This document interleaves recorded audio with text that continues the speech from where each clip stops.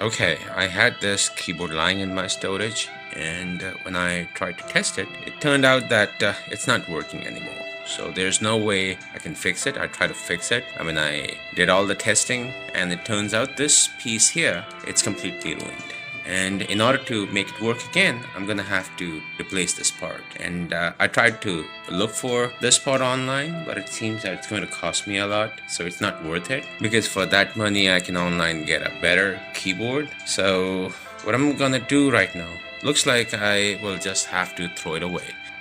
In garbage, obviously. Or maybe I can use these switches. Yep, they're perfectly fine, so I'm gonna have to do this now. And ta-da! You see? So I made these components, these switches, usable again.